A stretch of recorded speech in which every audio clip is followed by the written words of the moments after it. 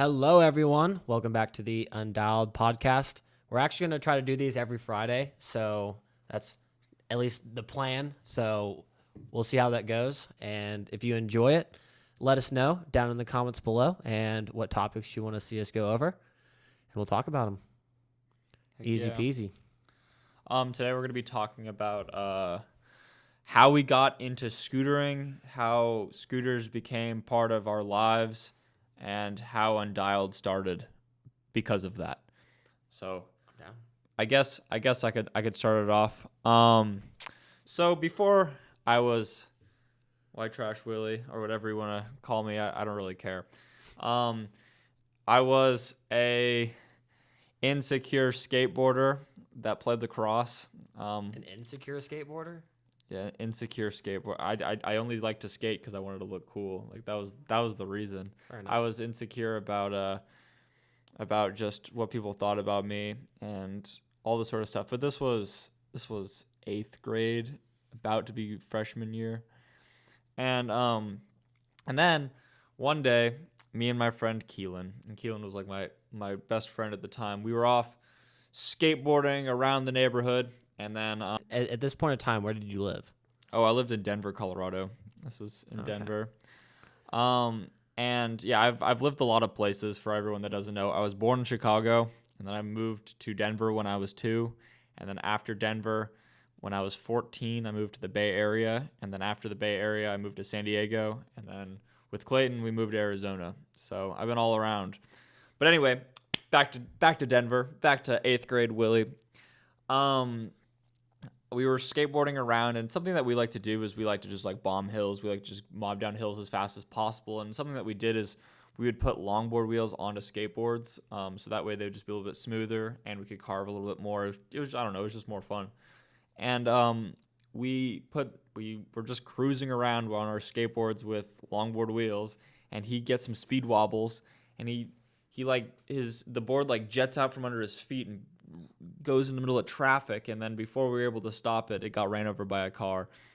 The super ironic part about it getting run over by a car was that it was my like across the street neighbor that ran it over, and she like got out of the car and was like, I can give you like $5 for that, and we were just like, what the heck, whatever. So then he picked up the 2 halves of a skateboard, I grabbed mine, and we walked back to my house because I don't know, at that time it was either I would spend the whole weekend at his house, or he would spend the whole weekend at my house. Like that's just how it was.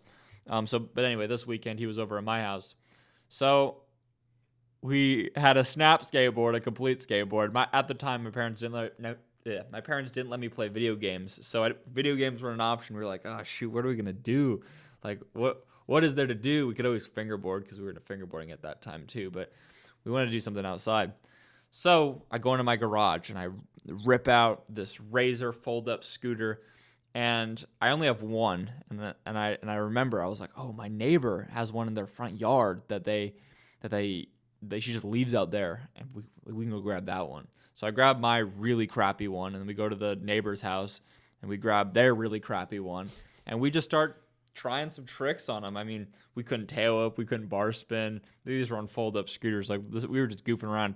I remember I 1 foot manualed like this 3-foot square because my driveway was like a pattern of just like these 3-foot rectangle or 3-foot square tiles that basically made up the driveway. So I'd like gauge how far my manuals were off of the cracks. And I remember I did a 1 foot manual for like 3 feet, and I felt like the man. You're so hyped. I felt like the man. So basically, you're telling me your neighbor actually wanted you to scooter deep down. Deep down. She was like, you know what? I see this kid on a skateboard. It's not happening. This kid needs to ride a scooter, needs that push. You want to hear the super ironic part of it all? I do. Was after like years and years down the road. This is when Undialed was around. I went back to Denver for something.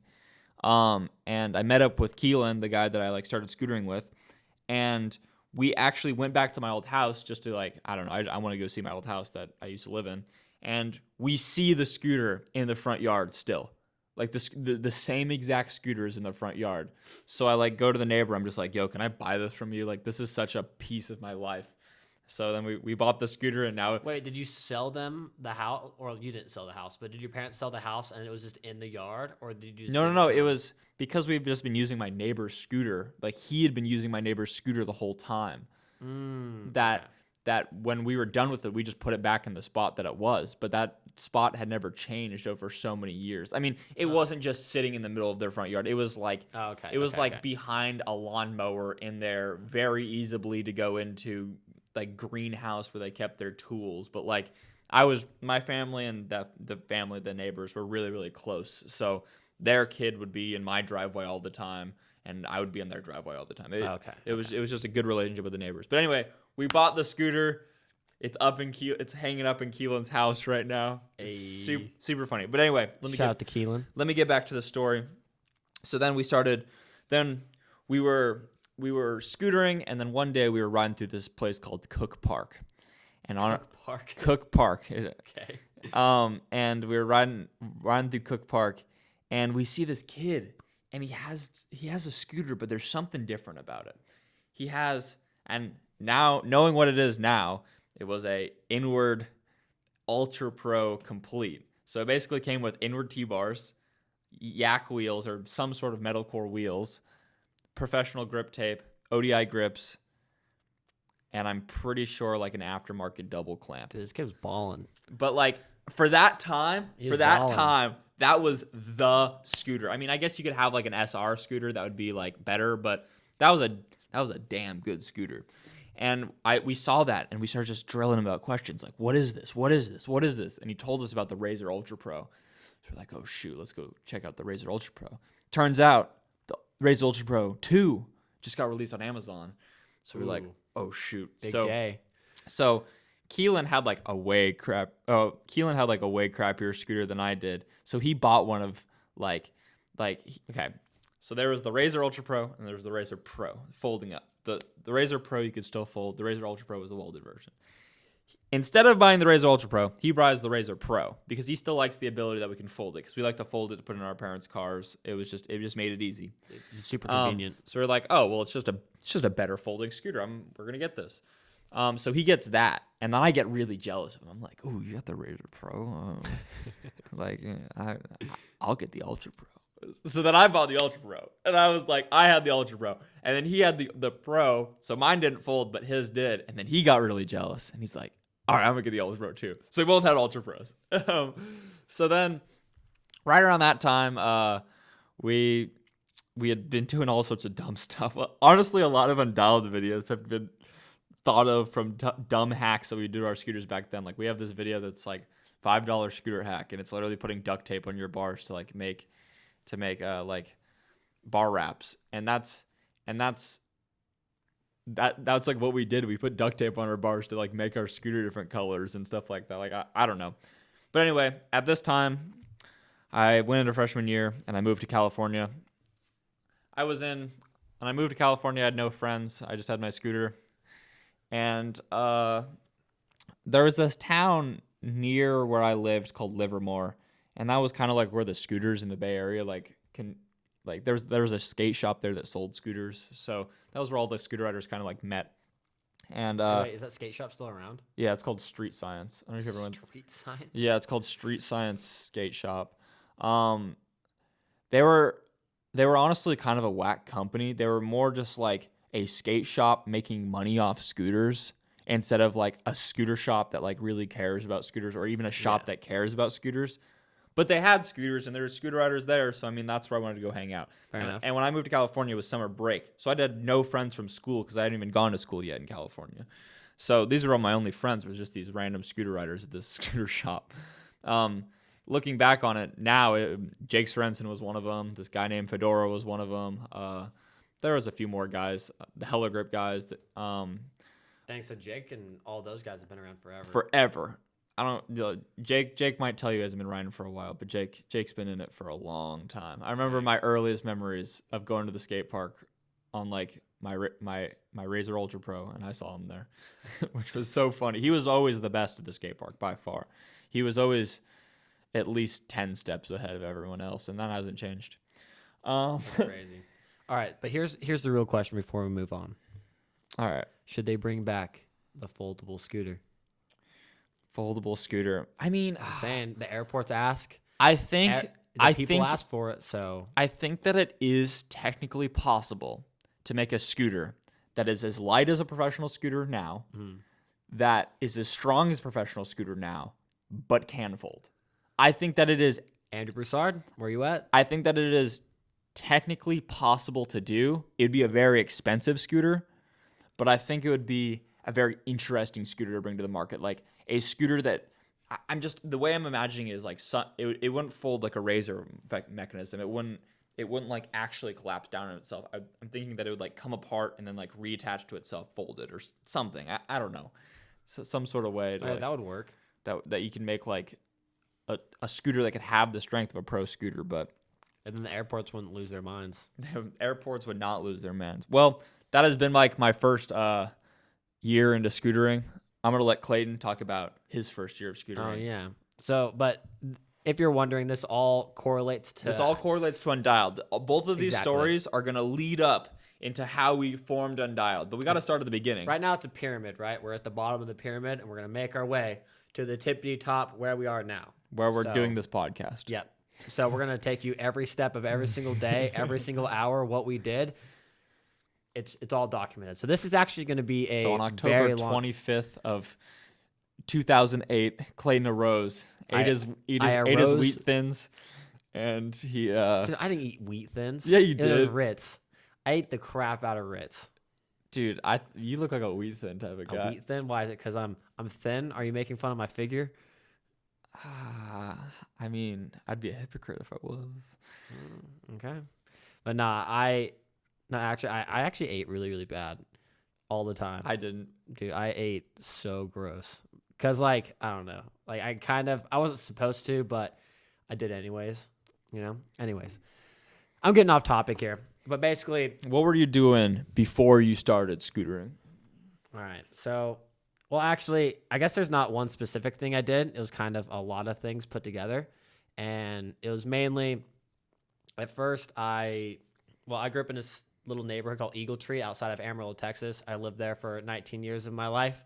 Then moved to California for 4 years, and now we're in Arizona. So switching it up a little bit. I lived in Kansas City, too, Missouri for a little bit, but I don't really count that. Anyways. Just a summer. Just a summer. Just a good old all sports summer. How long were you in that summer for? In that summer? Well, like, how long was the season that you were at All Wheels? It was like 2 months. All right. We were in Europe for 3 months. I know. So I thought about that after the Europe trip. I was like, dang. Did we technically? We're getting off topic. Did we Will. technically live in Europe? We're getting off topic. This is a different story for a different podcast. If you want to hear about the European trip, that podcast will be like 4 podcasts. dude, I know. Well, it'd be so sporadic. There'll be Denmark part 1, Denmark part 2, Denmark part 6. Dude, that'd be. Oh my gosh, I can't even imagine. All right. So when I was a kid, growing up in Tejas, Amarillo, me and my friends, there wasn't really much to do in our neighborhood, so we kind of found things to do. So we'd have like, which was funny because like everyone had a lot of land because it was kind of a country town. So everyone had golf carts, 4-wheelers, dirt bikes, skateboards, longboards, ripsticks, freaking everything. Like razors, like the off-road razors, not the kick scooter razor. And not the razors from my story. Nah. And so we kind of just did everything. We rode dirt bikes, we'd skate, bike, we'd ride scooters, like we'd do pretty much everything. And no, we rode like little razors around, just messing around. But it was kind of just like everything else. We just kind of did everything we could. We'd grass skate, which grass skating is our invention. We put a rail and like a little kicker in the middle of a field and we drag each other with a skateboard deck that's waxed, and you do like power slides and stuff because that's how you would go. Because you couldn't go straight, you'd have to like go sideways. So you'd be drugged like this the whole time. So sometimes you'd catch a rock and just like eat it. It sucked. So basically, we just did stupid stuff, and eventually, me and my best friend Justin, we went and ordered a Mad Gear Complete. I don't remember which one it was, but it was blue. And was it from Walmart? I ordered it. I think I ordered off Inward, actually. Okay. Was it the Was it the one that you had when it came in the box, you had to like bolt the crossbar onto the bars? No, it was like the T-bar with the T-bar with like the V. Okay. Yeah, okay. It was that one. That was my first legit scooter. That one is called the Razor Team Scooter. Right, yeah, something like that. And No. Not Razor Team Scooter. Mad Gear Team Scooter. Mad Gear Team Scooter. Oh yeah. They had the Mad Gear We've been talking about Razors for too long. They had the Mad Gear Pro, they had the Mad Gear Team, and then they had the Mad Gear Nitro. Oh, and that was the one with like the cushion grip. No, tape, that right? that was the year after. Oh, okay. But yeah, go on. I'm Okay. off topic again. No, you're good. You're good. This is gonna happen. This always happens. When has that not happened in a podcast? But Shock tape could be a podcast. Shock tape could be a podcast. But where was I? What was I talking about? You bought the Mad Gear. Oh yeah, so I bought the Mad Gear. Before I had a Stingray, and it was this low to the ground. What's a Stingray? It's like an off-brand razor, and it was literally this low to the ground. I'm not even kidding. Like if So you it's a turned it, lowrider. it would scrape. Oh yeah, dude. so My it's- scooter was slammed. It's like I had it's like the camber. Corvette. It was cambered and everything. Is it cambered? Cambered? Yeah, something like that. But yeah, I basically looked like a G everywhere I went. All right, so what happened once the scooter showed up? So the scooter showed up, right? Me and my friend Justin, just like every other day, we'd stay out in front of his house, ride his quarter pipe, his handrails, his box, until like 4 or 5 in the morning. I'd ride my 4-wheeler home, and we do that every single night. And before you knew it, we were, I think in 2 weeks, no, in a month, we were landing double whips flat. Like we were just going, like, cause that's just what we did. Like we just messed around, and I don't know. It was actually kind of sick. I feel like it made me be able to do everything, you know. So it worked out. So then I really started to get into it. I still did a lot of other stuff. Still skated, still biked. And then finally I kind of slowed down on everything and was really like, all right, I really like scootering. I'm just going to pursue that. And that's when I got my license, so I could actually go to the skate park, because the skate park was 20 minutes from my house, because I lived out in the middle of the country. I guess country. It wasn't like a farmland. It was next to the farmland. It was in the middle of nowhere. I've seen it. Yeah, okay. It is. For us normal folks. For the normal folks, yeah. Good old Texas, man. But yeah, so we just messed around. I started really pushing it, and finally I started learning tricks, fly out, became friends with all the bikers and skaters at the skate park. I was like the only scooter rider, really, so there was a few other guys. There was a biker that rode scooters, and I kind of watched him. Like, and he rarely rode. He would take my scooter and do a couple airs and like a tail whip air, and I was like, what? Like, how do you do that? And then that's kind of how it started. Oh, yeah. All right. Let me continue with my story. All right, hit it. So, where I left off, we had just moved to California with my Razor Ultra Pro. And then Walmart started carrying Mad Gear scooters. That's why I asked you if you got it from Walmart. Okay. Is because they had these $100 Mad Gear Pros, and they were the scooters that had the 2-piece bars, but you had to like bolt the crossbar into the down tube, and it was just like the deck was 3.9. It wasn't even 4. It was 3.9 wide, I think by 20 long, with not a square bottom at all. I have a Tilt Theory deck now. I'm pretty sure that Mad Gear deck weighed more than my Tilt deck does now. But that's beside the point. This scooter was so bad, but I was so hyped on it, because it was like, oh my gosh, it's not a Razor. It's like another type of scooter. That's great. So I get my spiffy new black Mad Gear, and I take it on over to Street Science to show the boys what I gotten. And they were not very hyped. They were like, oh, nice scooter. Like, you got a Mad Gear. I was like, yeah. But, I mean, Mad Gears were sick back then. They were just kind of upset that I didn't get, like... They were definitely better than the Razors. They were just upset that I didn't get, like, the best Mad Gear. They were like, oh, you got, like, that Mad Gear. It wasn't the fact that it was a Mad Gear. And then they're like, oh, so where did you get it from? And I was like, Walmart. And then the owner of Street Science, a skateboarder, is like, oh, you bought that from Walmart? Yep, your new name is Walmart. So at that very time, my name was Walmart. They actually called you Walmart? Yes. What? Because I didn't shop from them, even though they didn't carry that scooter, and it was only $100 at Walmart. Anyway, So this was my scooter. Literally just they're butthurt. yeah, they were butthurt. They just had a Mad Gear Complete scooter. Then there was this, and it was actually like the same day that I went in there. There's this mom that went in there and bought her kid like this great scooter from this company called Zero Gravity, which was kind of like, they were really keeping up with like scooter companies back in the day. And they made 2-piece decks. They made like just a lot of CNC parts. They're completely dead at this point. But yeah, R.I.P. There was this company called Zero Gravity, and they bought the Zero Gravity Complete, but the kid had a Razor Ultra Pro as well, and it had like metal core wheels on it. But since he got a new scooter, he was like, "Oh, you can just have my wheels." So I had this Mad Gear scooter with metal core wheels, and then I had some extra money, and I was like, "I'm gonna buy some pegs." So then I had Mad Gear scooter, metal core, and pegs, and I was secretly hoping like, "Oh, if I buy these pegs, maybe they won't call me Walmart anymore because I'm supporting their company." So then I got pegs. Did it work? No, I was still Walmart. Yeah. So at this time, I actually didn't live in a house. I lived in an apartment. Because we didn't own a house in California yet. So every single day, I would just go and I would shred the apartment complex.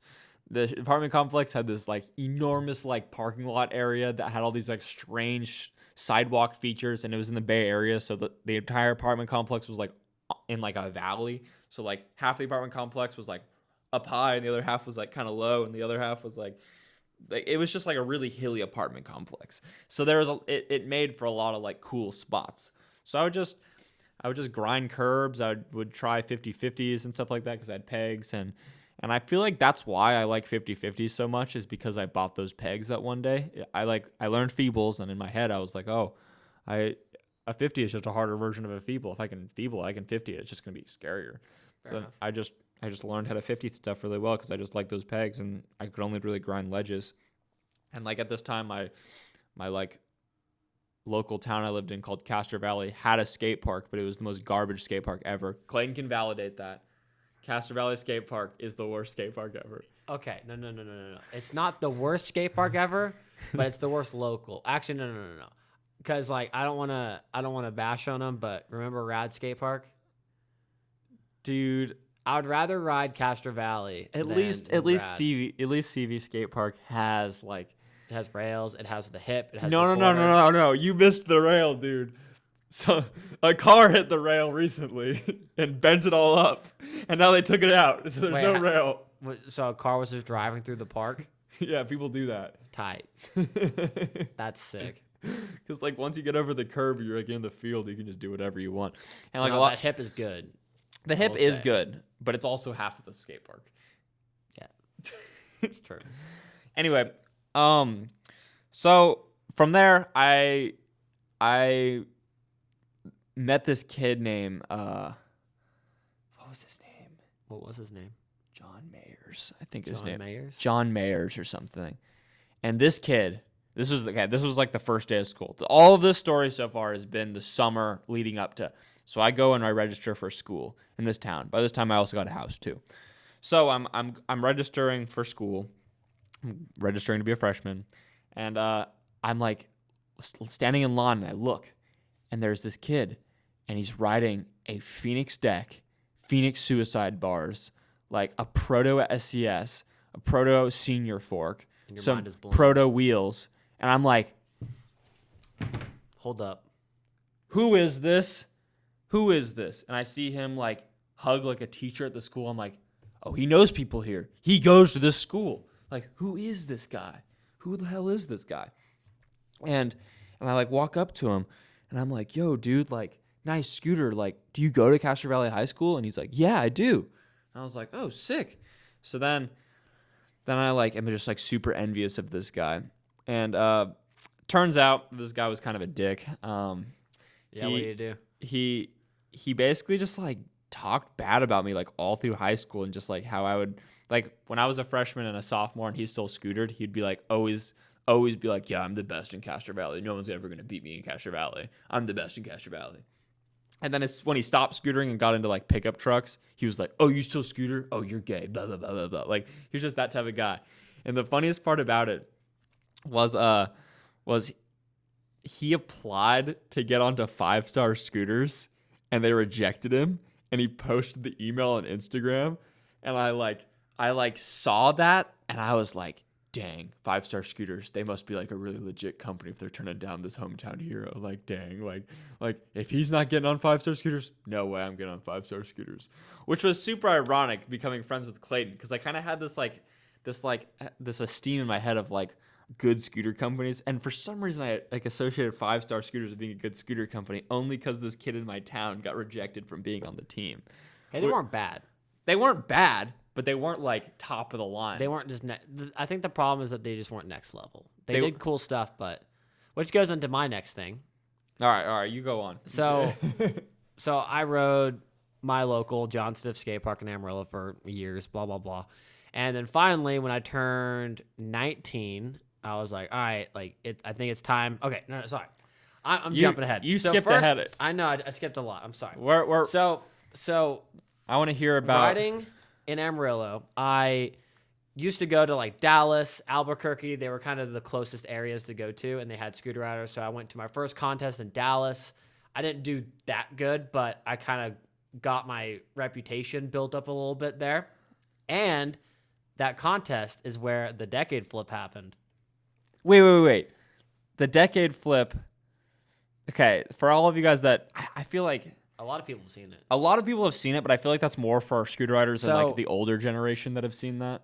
Dude, no, kids still ask me Kids about still it. ask? Okay. But basically what happened is we were at this contest, and if you've seen the decade flip video, I have the video that my mom filmed on my... Actually, no. This was at Alliance before the This was a year before the contest. So I went to Alliance, which is in Grand Prairie, Texas, and there was like these kids. They were like, hey, are you sponsored? Blah, blah, blah. I was like... Yeah, I'm sponsored. Blah, blah, blah. Like, I wasn't sponsored, but they were like, bro, can you flip? I was like, me? Oh, yeah. Yeah, it's Clayton Lindley, guys. I can flip. I'd never done a flip in my life, on a scooter at least. Like, I did trampolines. That's another thing we did is trampolines and, yeah. So... So I get up there on this ramp and I'm like, all right, I'm just going to like, all you do is put your foot down. You've seen this in videos. Just put your foot down and just jump forward and you'll front flip. Like, how hard could it be? So I get up there, drop in, hauling balls, and I go and I just bail out and I end up landing standing next to my scooter. And I was like, yeah, I just didn't land it this time, man. And they're like, what? That was the most insane thing I've ever seen in my life. And then I did it again, and my mom filmed it. And it looked like I was kind of doing like a no-foot or front flip from the angle. She filmed it like at the side. But then I went to Albuquerque that following year and met up with the guys from Cryptic. And this is how I actually got on Cryptic.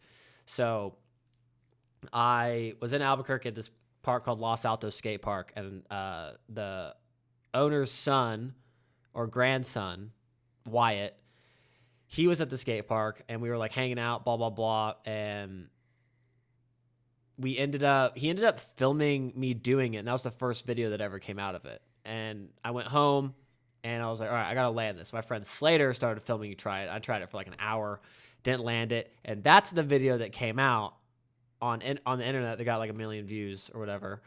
And that, I guess that kind of like got my name out there, but no one knew it was me. So I guess I really didn't get my name out there. So it was weird. It was like a weird situation, but I still sent it to a bunch of companies. I was like, check this out. And then like all my fails that didn't land. So I'd already filmed like a bunch of videos. If you go to my old YouTube channel, Clayton Lindley, there's just tons of old videos of me riding and me skipping school to go ride, all that stuff. I was committed. I was all about it. I went to a school. My junior and senior year, I went to a school where instead of doing 2 semesters in the year, you do 4 semesters. So I did my junior and senior year in 1 year so I could graduate early so I could ride more and party more and all that good stuff because there's nothing to do in Amarillo. All you could do there is party and go to the skate park. So we went, where was I? Sorry. Hitting your head too many times makes you lose your train of thought really easy. Shout out. So I ended up getting on 5-star because I went to Dallas and hung out with all those guys. And there was a guy named Ian Hotchkiss, iHotch. And I became really good friends with him through the internet. And he got me on 5-star. And after riding for 5-star for 3 years, I ended up moving in with 5-Star when I was 19. No, yeah, 19. And they let me stay at their house for like 3 months in Murrieta, California. It's next to Temecula. And then I moved out, got my own place. So after I graduated, I kind of just realized that I wanted to move and I just needed to get out of Amarillo. So I ended up. But why? It's the most beautiful place.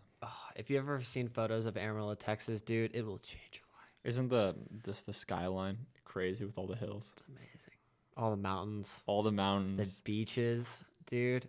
Oh, Amarillo by morning. And don't they have like a cruise ship that goes through there that's like the biggest in the world? That takes you to Mexico. Yeah. Yeah. Dude, it's actually a grass ship. It only floats on grass. Wow. Yeah, I know, it's amazing. Wow. It's amazing.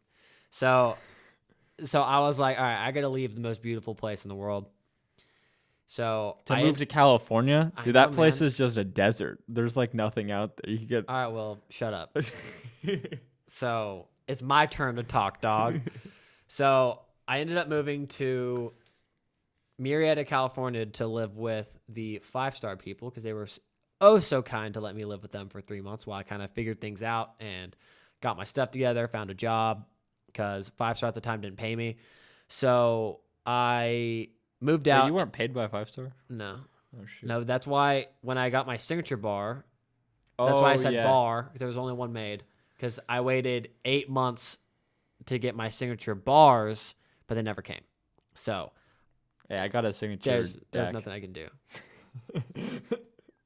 That was bad. We got to redo that.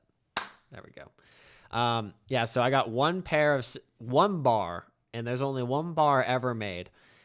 And there's like prototypes that are really weird. They have like gussets and they're heavy. I remember you texted me the prototypes. I was texting you about something, and you're like, "Bro, I got the prototypes," and I was like, "Yeah," and you're like, "Look at these," and at the time you had an Android, so you sent like this really funny emoji next to like, "Look at these," and I was just like, I was looking at them. Wait, so at this point we'd already met? We were like Woodward friends, and that was it. That was after the Buttercup, right? It was after they filmed the Buttercup drop. I think it was before, because I remember we were like at Claremont or something before. Yeah, because I remember you sent me photos or you tagged me. Okay, so this was all right. So let me finish my little story, and then I'm gonna get into this.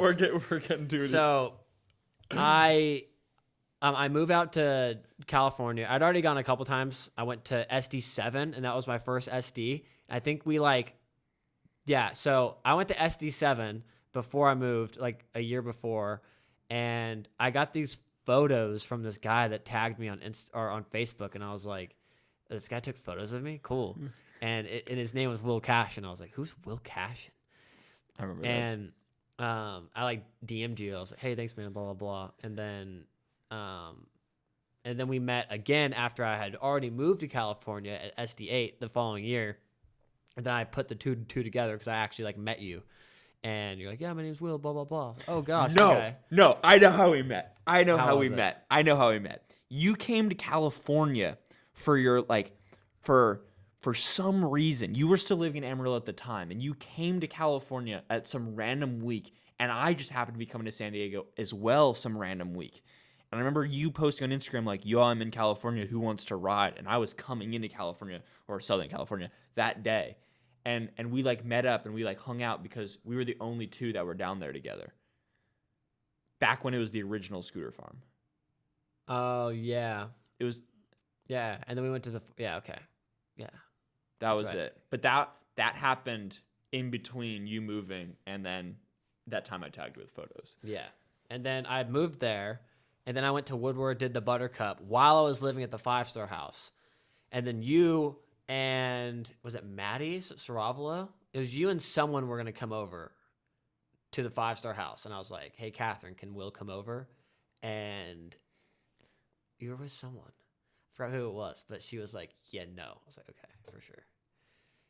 But I can't. It was someone. Or Who was it? I don't know. It was you and... I swear I was a foreigner. I wouldn't be surprised. Someone that rode for Scooter Farm. Maybe Tommy Dang or someone. Nah, it wasn't Tommy. Actually, dude, I don't know. Irrelevant. There's too many people. So, yeah, so I ended up moving out into a little studio apartment in Escondido, California. And Will decided, or actually didn't decide, but he was like, hey, can I come over? And he ended up staying at my house for like a month. That was like sleeping the on second. floor. That was like the second time. Was that the second time? I thought it was the first time you came Because over. I came over and we just hung out for a little bit, and then I came back and I was like, yeah, we could make a lot of money doing these Scooter Farm videos. And then we started doing Scooter Farm videos. And then we started doing Scooter. If you've never seen the interview, an hour in the barnyard videos, those videos are tight. They're undialed before it's undialed. Yeah. So we did those, and they're really cool. Like the whole idea behind it is really tight. So if you ever get bored, want to watch some interviews of your favorite pro riders, watch them ride the barnyard, because that was the hardest part. Is they had 60 minutes to film an entire video in the barnyard. And that was some crazy No. It was, let's do an hour-long interview and then an hour-long riding sesh within this tiny skate park. Like, Yeah. We put those guys through hell, Dude, dude. it was so tiring. And then me and Will did it ourselves, and we were like so over it, so mad, because we did it in one night. Yeah. We did both our interviews and both the hour in the barnyards in one night. We were just like over it, dude. We were there from like 7 to like 1 in the morning, just like nonstop, like filming, riding. And it was like so hard because there was like usually you and me would be behind the cameras. If anything went wrong, one of us would do it. But it's like everything relied on like me and you, and we got double angles of all the clips because you would film one clip and I would film the clip, so we could like double angle everything. But we couldn't do that, dude. That was a night, man. But it was fun. Looking back on it, it was fun, and that's kind of what gave us realistically that gave us the idea for Undialed before we had the idea for Undialed, because we were like, hey, we could just do these on our own, and we ended up like, why are we working for a company? Yeah, like it was good, like they were paying us and stuff, but yeah, I don't know, we were just like, we should do our own thing. So me and Will decided, hey, you know what we should do? We should get a place together, and we moved out. And at this time, I was still on Grit, I think, because I had left.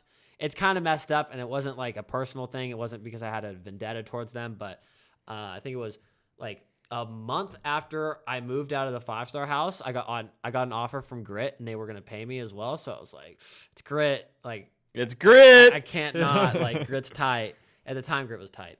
And Grit was tight at that time. yeah, that was when, like, if you're on Grit or Mad Gear or Envy, that was like the teams. So I got on Grit Pro, and yeah, like a month after, and 5-star was so mad. I felt so bad. Like looking back on us, I'm still like, oh, my bad. So Catherine, Kelly, if you're watching, I love you. You guys are amazing. But yeah, I felt pretty bad. But then I started riding for Grit, and then we moved in together. I went on the Grit tour right when we moved in, and then we were doing manuals in. Hold on. Before you get to this part, because this is such a pinnacle part of the conversation. Oh, yeah, it's your turn. Let me catch up. Go. Let me catch up. Go. All right. So, Sorry, I'm up here and you're down here still. dude, you're like up here, and I'm still. I know. I'm sorry. Okay, go. I'm still on a Mad Gear, and you're talking about the parking lot. I'm sorry, dog. Okay. Just do it. All right. So, fast forward from my Mad Gear and apartment complex. I was a young boy in Castro Valley. I didn't have many friends. I just liked to scooter. And I actually, for all of you guys that don't know, I grew up my whole life, pretty much my whole life Mormon. So I was very associated with going to church.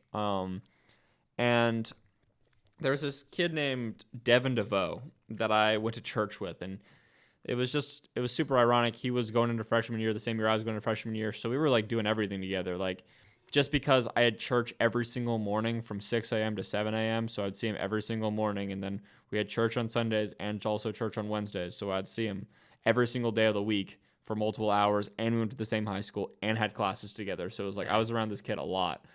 And then he noticed how much I was scootering and that I enjoyed it, and this kid was kind of a nerd at the time. He like only stayed at his house and played video games. He had a helicopter. What a nerd. He had a helicopter mom. Oh, did you play Fortnite too? Fortnite wasn't a thing. No, I'm just saying. I'm not calling you kids nerds. I love you. No, it wasn't the fact that he was like playing video games that made him a nerd. It was the fact that he was playing like, and that was the only thing that he was doing. That's why I call him a nerd. Devin, if you're watching this, I don't know if I wouldn't be surprised if you are. I love you. And you're doing great things now. But anyway, at this time, he was like, all right, well, like I want a scooter with you. So then he gets a Mad Gear She-Devil scooter. And I was like, oh my gosh. That was the scooter too. And also another thing that I'd realized by this time is there's a skate park called Epic Indoor Skate Park, which is a skate park like 2 hours away from my house. So I lived in the Bay Area. For all of you guys that don't know, I lived in the Bay Area, which is like this basically a community of towns that like including San Francisco, Oakland. It's just a main part of California. And then 2 hours above that is the capital of California called Sacramento. And there used to be an indoor skate park there called Epic. And Epic was like the ultimate hub for scooters. Besides from Claremont, I would say in California. Like they had a scooter shop within the skate park. There was at least 50 to 60 scooter riders within the skate park like at all times. Like it was popping. Dang. I genuinely believe if that skate park managed to stay open, that like scooters in that area would be like on a whole new level. But just because like I feel like indoor skate parks make communities, and the community got kind of shot after it closed. That was a sidetrack, but It's just like incline. it is though. It like I really feel like indoor skate parks make communities. Yep. But I don't know. I'd slowly like been getting better and better scooters. At this point, I think I had like a Phoenix Reventon deck, and that was like the most ultimate deck at that time. And then I started going to Woodward, and that's how I really started meeting people. I went to Woodward as first a camper, but whenever I went there as a camper, I was like really interested in like the other departments they would have at Woodward that weren't available during scooter camp. So for a lot of you guys now that don't realize that scooter camp and actual Woodward camp are different, for a long time, scooters weren't allowed at Woodward, and they were allowed 2 times a year, in February and in November. Thank you, Kim Funk. And you basically would sign up, and it was the most basic of basic camps. There wasn't tie-dyeing. There wasn't any cool little camps attached to it. It was literally like you go to the skate park and you scooter, and that is it. It's still that way too, which is funny. Well, like I'm just comparing it to summer, where they have all the other activities. But I'm saying like it's still the same thing. Like you're still going to shred. But I don't know. They were just different back then, though. Yeah. They were like a different experience. Like in a bad way?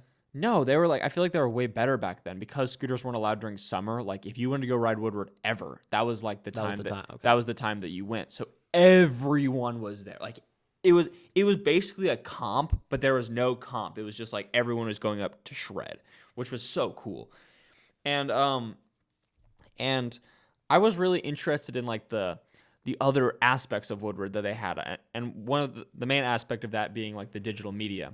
I wanted to just like learn how to take really good photos there. I know they offered that type of camp at the camp, so I just started taking photos of kids when I was at the camp, not knowing really what I was doing. I had a camera at the time. I always wanted a camera, and I just started shooting photos. And no offense to anyone, but scooter photography at this time was very, very, very, very average. I mean, Shelby was killing it, but besides from Shelby, there was like nobody. Maybe Pole, but dude, that's like Pole. I don't think I've seen work from him at that point.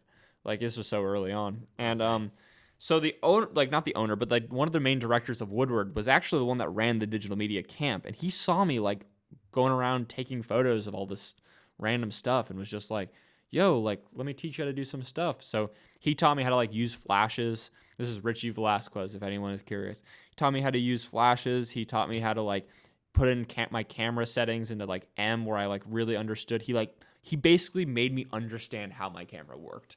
And like, if it wasn't for him, I don't think I would be anywhere, because without photography and scootering, I don't think I would be who I am, because that's how I got like my main jump with companies.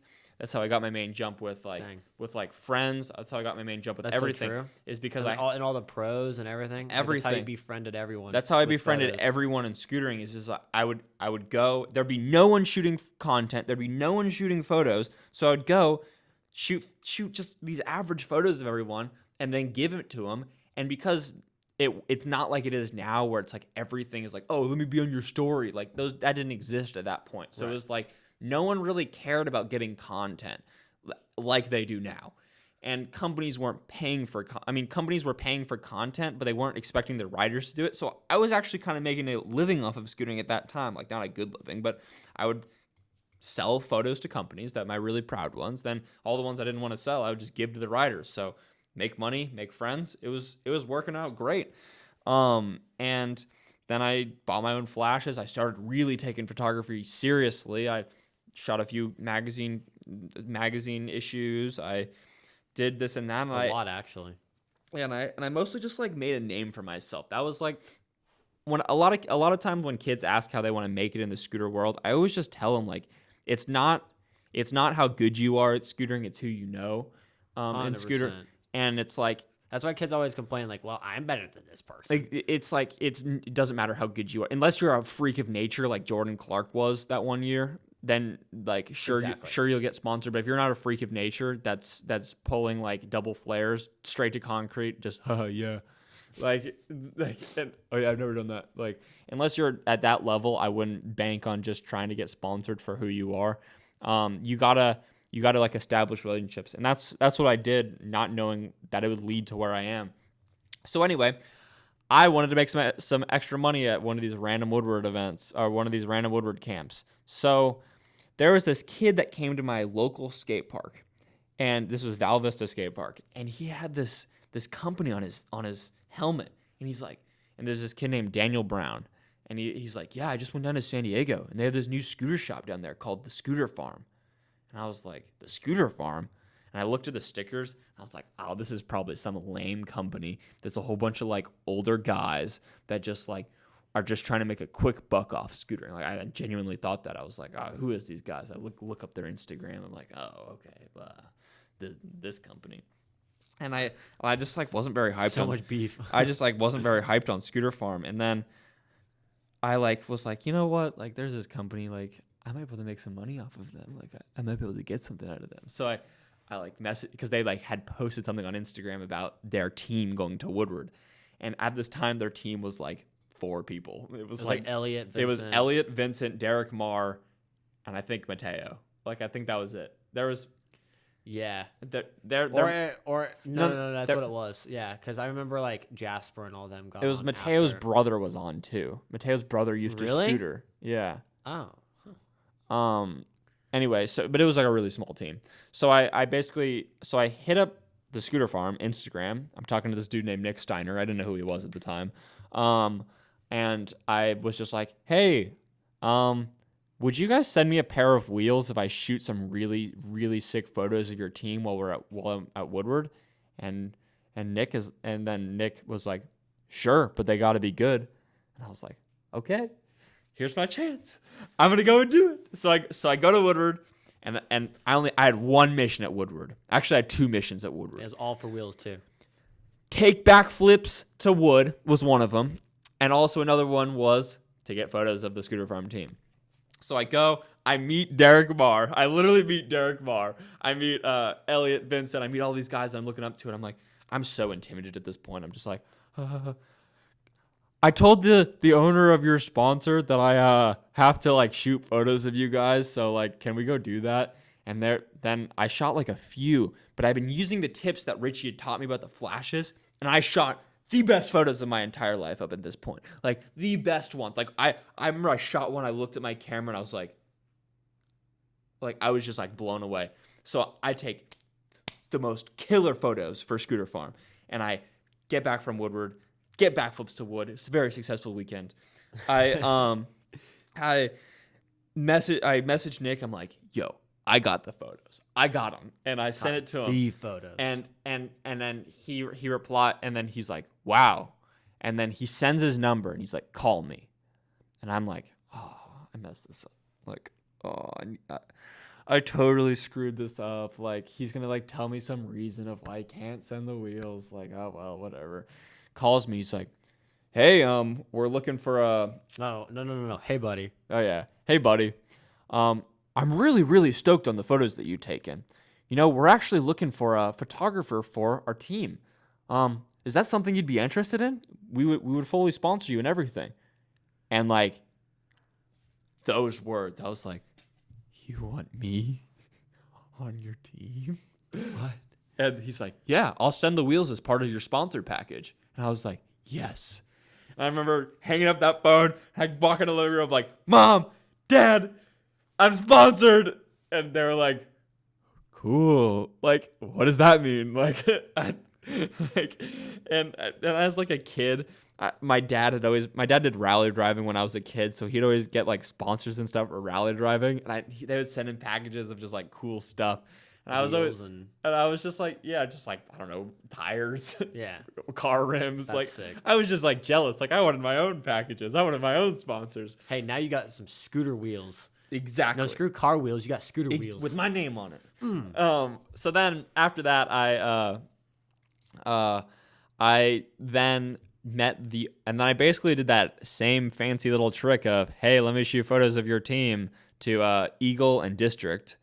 And then that's how I met Pierre, which is now the team manager of S1 Scoot. Pierre. Hey, And shout out to S1. Yeah, S1 helmets. shout out to S1. Best helmets in the game. So I basically like start talking to him, and he's like, oh yeah, like I send you wheels if you shoot photo. And I was like, He's French, by the way. let's do it. So then I shoot a whole bunch of photos of like the Eagle team, and I show him like my work ethic and everything. And then he's like, well, we can put you on Eagle as like a flow rider. So is that something you'd be interested in? And I was like, and at the time, Tanner Fox rode for Eagle. A few other guys rode for Eagle. I mean, Tanner Fox. did? Yeah. And so, and at this time, I knew Tanner like well. So I like text Tanner. I'm like, yo, dude, like, I want to get some wheels from Eagle, because they had this like weird system where you had to like order through their like distribution. And I was like, so how do you order the wheels and not pay for them? Because they wanted me to pay for them. And I was like, he's like, oh yeah, he told me how to do it. So I got some wheels. And then down the road, I did some more work for him. This is probably like 4 or 5 months after that. The Brandon James and the Cam Ward district decks had just came out, and I really wanted to try one. So I hit up my team manager. I'm like, yo, I can see on this distribution page that you guys have these decks in stock. Is there any way that I could like get one of them just to try them? And he's like, well, Will, it would actually be easier. Instead of trying to change the system so that way the Eagle rider can order it, we're just going to put you on district. So now you can order whatever you want. And I was like, what? I'm on district now? And they're like, yep, you have a week to film your edit. I was like, a week? So that's my welcome to district edit that came out. You guys can go laugh at that thing. That one's so bad. So I got on District Pro scooters, and then basically that is what instilled the envision in my... Okay, I also mentioned earlier in the story that I grew up Mormon. So this was right as I was finishing up high school. All of this was happening. And it was coming down to the wire. It was like, because if you're a Mormon person, you're supposed to go on a mission. And so it's coming down to the wire, and it was like, all right, what am I going to do with my future? Am I going to go to college? Am I going to go on a mission and then go to college? Or am I going to try this scooter thing? And like my whole life, the only thing I ever saw in my future was just scootering. Like I never envisioned myself going to college. I never envisioned myself going on a mission. I never envisioned myself doing any of this. Scooters. If you're a Mormon person and you're thinking about going on your mission, that is your own choice for you. I'm not saying to do what I did. I'm just telling you what I did. You do you, boo boo. So then I just kind of had like a panic attack. At this time, I had like a girl that I was like talking to. I was working at Toys R Us because it was the only place that sold scooters that I could work at.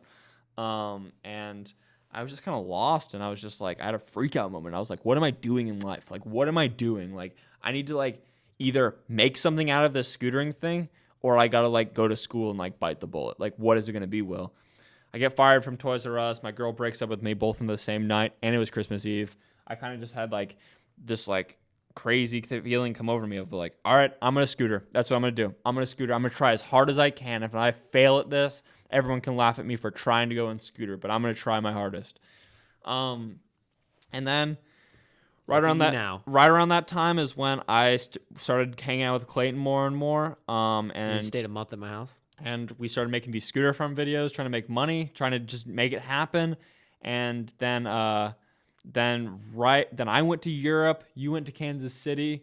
I used my graduation money to go to Europe. I also went to Australia too before that. And I used some of that money to go to Europe. I was paying for it through my trip with the money I was earning from the hour in the barnyards. I remember I was getting so mad at you when you were on that Europe trip, but I didn't realize you didn't have internet a lot of the time. Now do you realize? Yeah, no, I know. Because like, so Will was supposed to upload. So Will edited the hour in the barnyards. I edited the interviews.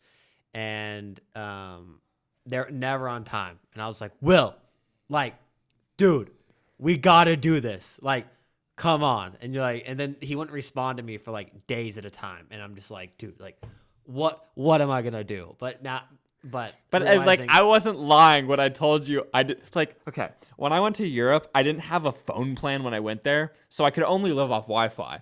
And then the Wi-Fi in Europe, unless you're in Sweden, is horrible. Like, I don't know how, dude. I don't like people that live in Europe all complain about how bad it is, and Australia. So shout out to America. Hey, Sweden just got terabyte a second Wi-Fi. What? Yeah, just happened. Terabyte a second? Yes. A video game convention hall, like an arena where they play video games. That's their Wi-Fi hookup. Mostly a flex, Jesus. but anyway, That is a flex. Let me continue. Shout out to Sweden. So I'm in Europe, traveling all around. He's in Kansas City, doing his thing, doing scooter tricks. Also dealing with girl problems. and then I was like, then right before I was coming back, I was like, yo, dude, like we should move in together. And then you were like, oh, well, my lease is about to be up, and I'm looking for a new place. So I get back from Europe, I go down to Escondido, and then we started just like looking at places, and then I swear it was like 3 days for us to find a place. Like, it was so quick. I came in and you were still asleep. I was like, yo, get your stuff. We're going to look at this place. And you're like, okay. And then we went and got it. We were like, wow, this place is sick. That was the only place we looked at too. That was the only place. No. Yeah, that other place. That 3-bedroom.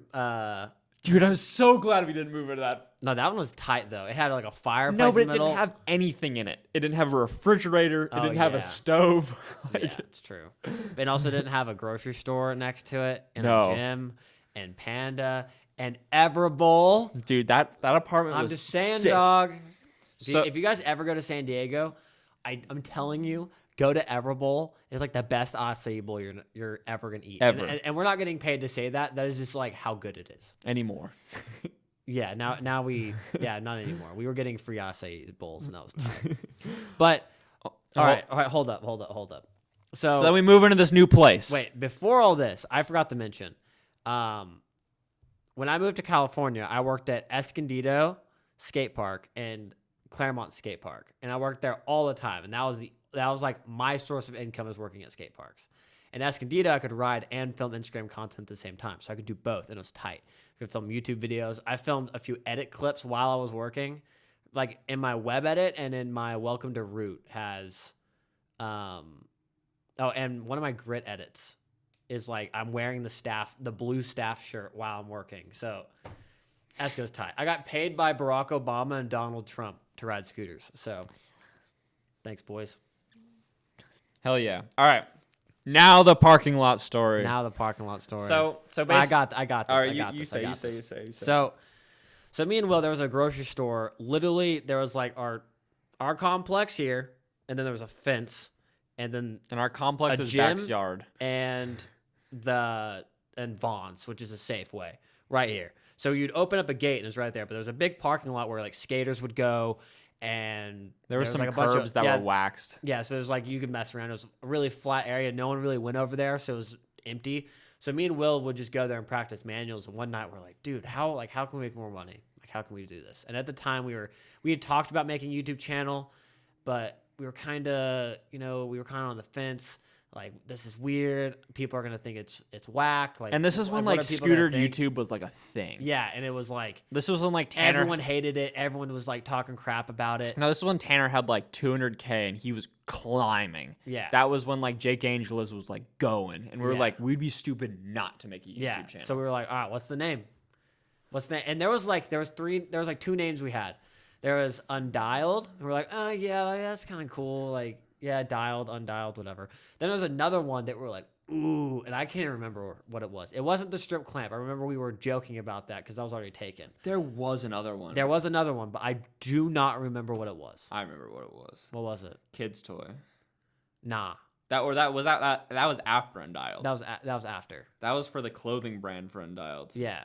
Oh, dude, I don't even remember. But anyway, so it was a dope name though. And then we forgot that name. I remember we're like, wait, what was it? And then we're like, dude, Undialed sound. And then we started like talking. We're like, Undialed? Like Undialed sounds cool. Undialed is the sickest name.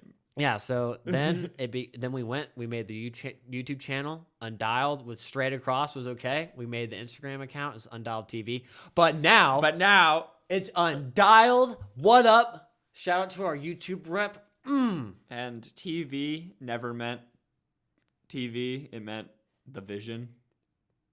Undialed the vision. Yep. And that's what we were trying to do. The vision. Actually, some kid has Undialed TV now. And it's like, that's his handle. And he says, in it, it says, not the actual Undialed TV, but they're dope or something like that. So shout out to Undialed TV. I was about to go take it. I was like, oh, somebody probably already did. Yes, it's a kid jacked it real quick. So, but that's how Undialed came about. There's a lot more to it, but hold on. I got more. What up? I got more to this. So then, after we make this silly Undialed YouTube channel that you guys are using now, we basically just okay. Like, I want you guys to realize that at this time we were like two nobodies. Like, people knew who we were, but like we weren't anywhere near the stature I feel like in scootering that we are now. And I don't want to sound cocky when I'm saying that, but I'm saying like we were both at that time just kind of like these like lost kids that like, I mean, I'm still a lost kid, but like just like a lost kid that like really didn't know what was going to happen in the next like month or two. And like, I'm like so grateful for Undialed because it's like, it's just like given me an outlet to like put projects into and stuff like that. And I also mental energy. Yeah. And it's like, I don't feel like I'm ever wasting time when I screw something up for Undialed because I can always just use that again. And like, no one's going to take my idea because I'm the only one with the idea. Yep. And like I don't know. I'm just so grateful for Undialed and like what it's became. I remember when Undialed like first started, we'd go to the skate park together and people would be like, "Oh, there's Undialed," and I'd be like, "Ah, shut up!" Like don't talk that. And now we go to skate parks and kids are like, "Oh my gosh, it's Undialed," and it's just like, whoa. Yeah. Like at that time, I didn't realize like, oh yeah, we are Undialed. But now it's like, yeah, hell yeah, we're Undialed. We are Undialed. Undialed.co. Go get some shirts. There's some stuff dropping with the Volt soon. It's gonna be tight. I'm like hyped. the fact that we're doing we did a collaboration with Tilt. That was amazing. We're gonna do collaborations with so many other companies that we can't mention. And like the fact that like that has all came to be from a conversation that had in a parking lot, like that's pretty sick. Yeah, right now, just letting everyone know, we're still in the baby steps of Undialed. Just letting you know. We've been running Undialed for about 2.5 years now. I think it's been 3. No, it's gonna be 3 in October. Will it? Mm-hmm.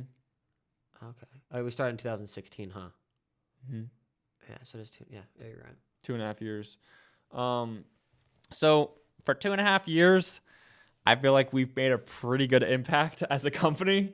Yeah. But like Clayton just said, we are in the baby steps, and things coming. My goal is that when I'm an adult, I'll be able to look at a little more of an adult than I am now. I'll be able to look at Undialed and be like, yeah, I did that. And I'm sure Clayton feels the same way. And we want to get everyone paid in scootering. Everyone. Corporate companies are on its way. So we love you guys. That's Undialed. Hell yeah, it is. Do you want to wrap it up there? I'm down. Hope you guys learned a little bit. I hope you enjoyed it. If you want any juicy topics for us to talk about, let us know in the comments. We're going to, like I said in the beginning of this, we're going to try to do it weekly. If we don't get around to it, I'm sorry, but we're going to try our very, very best. Next week is US Finals at Woodward West, so we'll be there. So if you guys are coming out to shred, see you there. It's going to be tight. Y'all better be there. Yep. And we have some products coming soon that are going to be absolutely insane. I'm hyped. I'm not going to spoil it. So Undialed.co. Undialed on Instagram. Videos coming soon. Yep. Undialed fingerboard store is also coming. A lot of people have been asking about our fingerboard videos. We're saving. That it's coming. I promise. And you'll be like, I see why. But there's like legal stuff we have to do before we actually do more fingerboard videos, which sounds weird. We're not going to get in trouble, but we want to do it right. So it's going to be sick. Hell yeah. So. All right, boys. Well, and girls, have a great rest of your day. And they. and they, boys, girls, and they. Have a great rest of your day. We will talk to you guys sooner than later, and we'll catch you next week. Peace out.